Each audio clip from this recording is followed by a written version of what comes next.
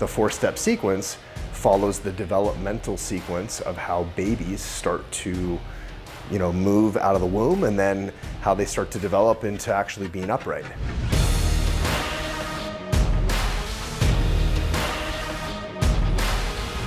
Hey everyone, Dr. Todd from Gonstead Spine and Wellness. In this video, we're going to talk about how to fix adults by moving like a baby. So what does that mean? Well, before we get started on this, make sure that you subscribe to our channel if you haven't already. Like this video, that helps us out a ton. Share this with someone else that you think this may help. And as you watch this, you'll see how this will likely help a lot of people, not just you, but others that you know as well. And also know that we serve two audiences. One is our public, people that want to learn about health and wellness, our patients here in Meridian, Idaho, Boise, this whole area out here in Idaho. We have patients that fly in from all over the country as well though. So if you want to come see us, there's some info below on how to come and see us. The second audience we serve is chiropractors. We teach chiropractors how to put these systems and functional movement, corrective exercise into your chiropractic practice. There's some info on that as well. So let's get going with this. Comment if you have any feedback or questions. Let's talk about how we use movements like a baby to fix adults. What does that mean? Okay, before we get started, I'm holding a red mobility band, elastic band, and I'm gonna talk about cervical spine pattern. So for example, if someone has a stiff neck or hurt neck, and maybe you've come in, you've been adjusted in the joints, so we've helped with the joint restriction, but there's some other issue where you're not moving your head and neck properly. That's where we might think this is a motor control issue. So what does that mean? Well, there's three reasons why someone can't move well. And that is joint, so joint restriction, muscular restriction, muscular tenderness, fascia, so any sort of soft tissue type stuff, and brain, which is motor control, meaning the joint could be clear, the muscle could be clear, but the brain doesn't really just know how to get from point A to point B properly. It's lost the ability to do so. And in most cases, when someone has a problem moving properly, and we all know that movement is life and it's so crucial for overall health, that's what we do is we're trying to improve someone's functional movement, is that when someone can't move properly, it's probably a combination of all three, joint, muscle, and brain. This exercise I'm going to show you is talking about the motor control part, the brain part, the part that is most frequently missed. And it's so crucial because you can fix the joint, you can fix the muscle, and if you don't fix the motor control, you'll never correct this pattern. So we're going to go into how babies develop and how they move through these developmental patterns. And that's the same sequence that we teach adults how to do this as well, and teenagers, and even kids that become dysfunctional. So let's just talk about some of these concepts before I jump into it. The concepts are as follows. When we're talking about the cervical spine, all right, because that's what we're going to talk about in this video, the cervical spine. In most cases, people have some sort of injury, some sort of issue, and when they move their arm or when they move their trunk, they inherently tense up their neck muscles at the same time. They have an inability to separate out those two movements in their brain. They have a motor control issue. So let's say they try to rotate their head. Well, they can't because they inherently tense up their back and their shoulders, or they bend their head down, and when they bend their head down, they do this with their shoulders. Or when they bend their head back, they don't trust the motion, so they do this.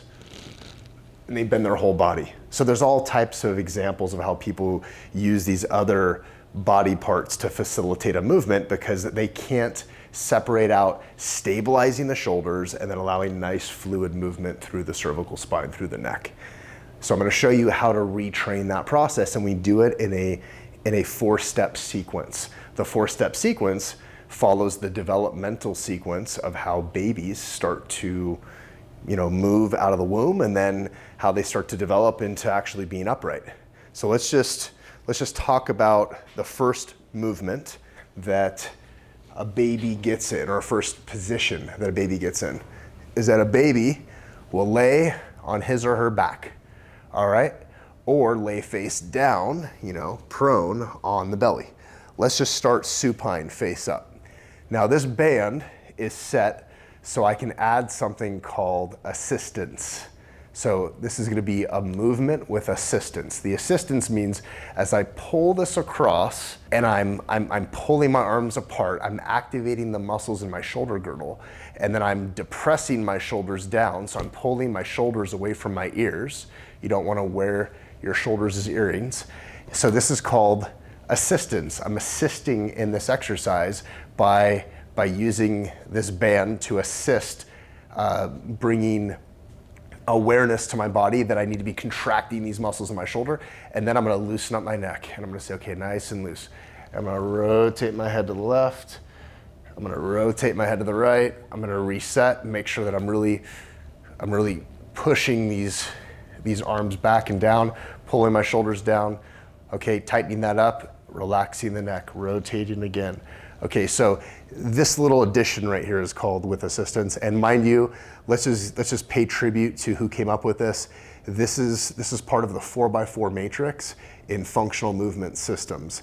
They are the group that came out with this stuff. It's genius. It's the way stuff works. We see this work every day clinically, and so it's something that needs to be shared with the world. So first off, we add the assistance, we go through the movement.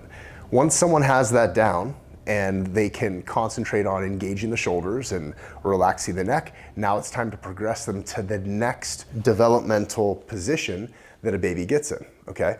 So first is you're laying down. Second one is a baby starts to do what? Turns over, gets up like this, starts to crawl, right? So in this quadruped position, so hands and knees position, we can take this band, we can stretch it apart, and now that's going to activate some muscles in my shoulder complex. I'm gonna look down, I'm not gonna be extending because I'm working cervical rotation right now. So I'm gonna pack the shoulders, meaning I'm pulling the shoulders back and down, all right? And I'm gonna tighten it up, and I'm gonna loosen the neck. And I'm gonna rotate side to side. And I'm gonna come back to neutral, and I'm gonna reset. Okay, I'm gonna tighten up the shoulders, and I'm gonna do this again. Okay, so once someone's worked this, now it's time to go to the third body position, the third developmental position, which would be either tall kneeling, which is like this is called tall kneeling, or half kneeling, all right? Now, same thing like we did laying face up, you're gonna pull the band across the body, depress, retract the shoulders, nice and tight, loosen up the neck, rotate, and so on, just like the previous ones. Okay, a reset in the beginning, okay, good, shoulders are engaged, nice and tight in the shoulders, relaxed in the neck, and then rotate the neck side to side. A way to make this a little more complex or difficult is narrow up the stance. You narrow the stance, you start to take some of the stability out, and it just adds even that much more to the exercise. And then the next sequence, the fourth developmental sequence, is then standing. So now we stand, we're in this position, we start here, we do the same thing, the rotation. Now, this is applied to many different overall body movements that go through that sequence.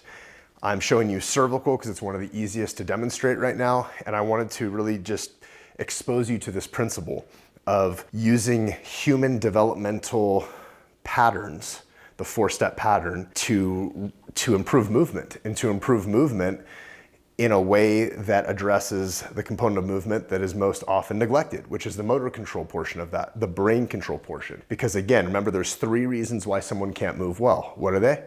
Joint, muscle, brain, right? The brain part is the one that's usually neglected. This is a system to address the motor control portion.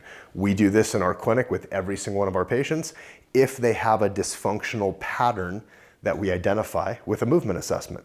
We do this in conjunction with helping with segmental integrity with the vertebra, so adjusting the spine to improve motion, to improve position, function of each vertebra in the spine. We also do this in conjunction with analyzing someone's posture and then going through measures to improve their posture, things like spine remodeling traction, postural corrective exercises. This is the next component that we address with patients to have a well-rounded approach, which is the motor control portion to really dive into fixing movement patterns. So segment, posture, movement is our motto. So segment is the spinal adjustment and various things that we do to a spine, to a joint or extremity joint. Posture, like I said, is exercise or spine remodeling traction, utilizing techniques like chiropractic biophysics. And then movement is functional movement, and we put these systems together in this thing called Move Now University because it didn't really exist in a way that was put together for chiropractors, so we created it and other chiropractors asked us to share it. And so we ended up building a program, and chiropractors fly into our clinic several times per year. So if you are a patient, if you're someone in the public, I hope that this video helped just teach you something that maybe is being missed in your care. And you now know that you can reach out either to us and try to find a Move Now doctor who's part of our group, or you can come visit us directly. And also, you could be a chiropractor watching this, and maybe you're watching this and this is a concept you never heard of before, ever, and now it's making sense and you're thinking, oh my gosh, that's something I've been missing. I need to incorporate this. Or you could be a seasoned chiropractor that's been doing rehab, and maybe this just helps you explain this to a patient better. Either way, this is information, this is content that we want to get out there to the public because it helps patients in our clinic every single day, and we want to make sure it gets out to you as well. So with that said, comment below, subscribe if you haven't already. When it comes to the health of you and your family, results matter most.